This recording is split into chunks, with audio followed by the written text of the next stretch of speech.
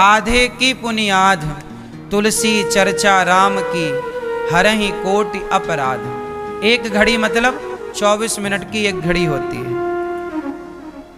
ज्योतिष शास्त्र में एक घड़ी कितने मिनट की? 24 मिनट की। एक घड़ी मतलब 24 मिनट, आधी घड़ी मतलब 24 के आधे 12, आधे की बुनियाद 12 के आधे 6। तुलसी चर्चा राम की, जिस घर में 6 मिनट भी सत्संग हो रहा है उस घर में सदा सुख शांति का वास होगा, समृद्धि होगी। लेकिन आज की भाग दौड़ में 6 मिनट भी लोग समय नहीं निकाल पा रहे हैं कि 6 मिनट बैठकर भैया दोनों पति पत्नी दादा दादी बच्चे सब बैठ के भगवत चर्चा कर लो, 6 मिनट कीर्तन कर लो, श्री कृष्ण गोविंद हरे मुरारी हे नाथ नारायण। इतना भी समय लोगों के पास हाँ समय नहीं है। शराब पीने के लिए भरपूर समय है, प्रपंच करने के लिए निंदा और चुगली करवा लो तो 2-2 घंटे हो जाएगी, लड़ाई झगड़ा करा लो तो दिन भर लड़े आदमी, बस 6 मिनट का टाइम नहीं है। इसलिए आज ना कथा क्यों सुननी चाहिए? क्योंकि गाली तुरंत प्रभाव दिखाती है, मन को अशांत करती है, तो कथा भी तुरंत प्रभाव दिखाती है, मन को शांत करती है। अच्छा बताओ, आप लोग यहाँ बैठे हैं, कथा सुन रहे हैं, शांति मिल रही है कि नहीं? कथा 3 घंटे आप सुनेंगे, इन 3 घंटों में क्या होगा? आप एक जगह बैठे हैं, आप इसी 3 घंटे में कमरे में होते या घर में होते तो कुछ ना कुछ प्रपंच कर रहे होते, मतलब आपकी वाणी से कोई ना कोई पाप हो रहा होता। आपको पता है पाप कहां कहां से होते हैं? आंखों से भी पाप होता है, नहीं? बताओ, आंखों से पाप कहां होता, कैसे होता? आप बताओ, आंखों से पाप कहां कैसे होता है? बोलो। नहीं नहीं बोलेंगे, गुस्सा है क्या? कोई नाराजगी हो तो बताओ। आंखों से पाप कैसे होता है आप बताओ। हाँ, आप जितने पुरुष हैं, किसी भी स्त्री को, पराई स्त्री को यदि आपने नग्न अवस्था में देख लिया तो देखा बस है, तो देखने में भी पाप लग गया, पाप चालू। केवल देखा आपने, चलो दृष्टि पड़ी और आपने आंखें बंद कर ली, या आप घूम गए तो आप बच गए। और आपके सामने कोई अर्धनग्न स्त्री है और आप उसे टुकुर टुकुर देखते रहे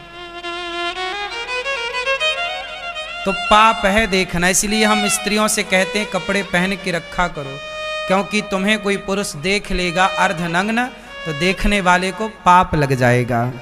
बड़ी मर्यादाएं हैं।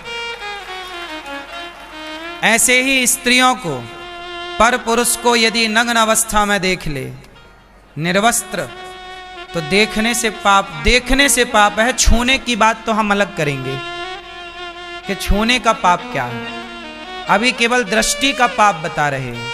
जैसे भरी सभा में द्रौपदी के जब कपड़े उतारे गए तो उस सभा में जितने लोग बैठे थे सारे लोग केवल कपड़े उतरते देखने के कारण सारे पापी हो गए।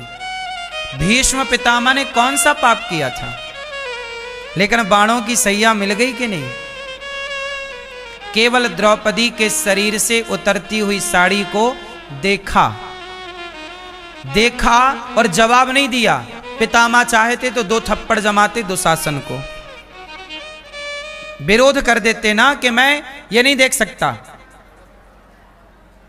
दुशासन को 2 थप्पड़ मारते, बच्चा था, गलती कर रहा तो मारो। पर पितामह चुपचाप रहे। समझ रहे हैं? केवल आंखों से देखा था साहब, बाणों की सैया पे जाके लेट गए। दुर्योधन ने देखा था द्रौपदी को, दुशासन ने खींचा था, सर्वनाश हुआ कि नहीं कौरवों का। जितने लोग, समझना, उस सभा में 3 लोग नहीं थे। पहले विदुर जी सभा छोड़ के जा चुके थे कि मैं नहीं देख सकता ये सब। विदुर जी चले गए। उस सभा में कृपाचार्य नहीं थे और उस सभा में अश्वत्थामा नहीं थे। ये 3 लोग नहीं थे तो तीनों बच गए और बाकी जितने थे सब मारे गए, सबका नाश हुआ। क्यों? पाप क्या हो गया था? आंखों का पाप, केवल देखा।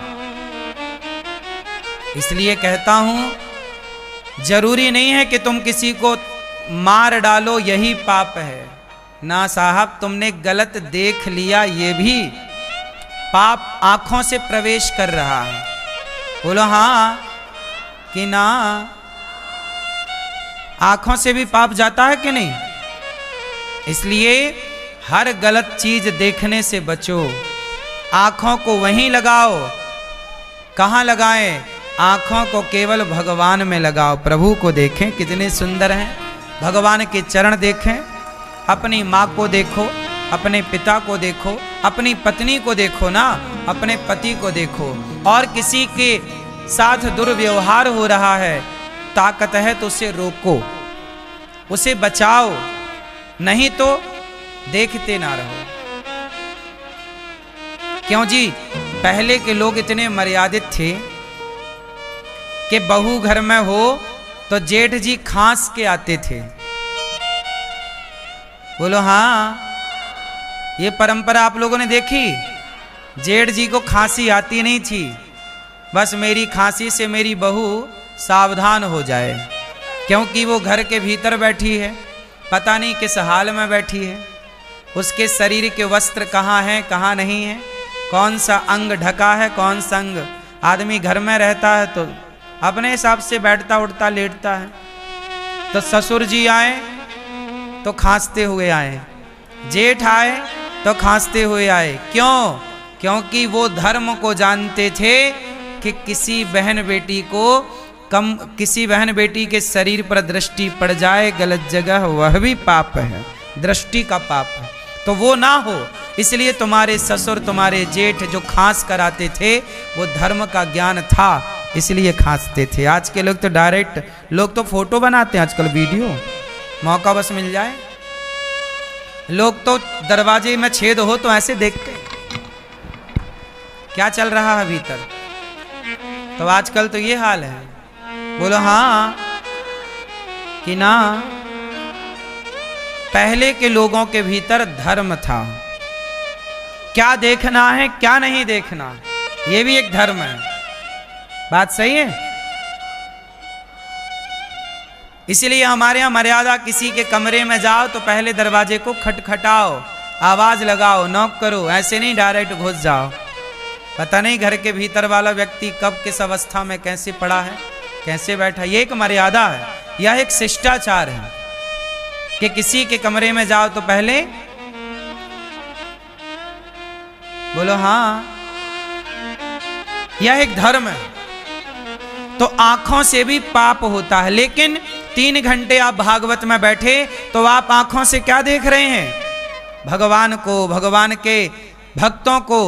तो आप 3 घंटे हर पाप से, आंखों के पाप से तो बच गए ना। तो 3 घंटों के लिए कथा ने आपको आंखों के पाप से तो बचा लिया। आंखें कहाँ लग गई?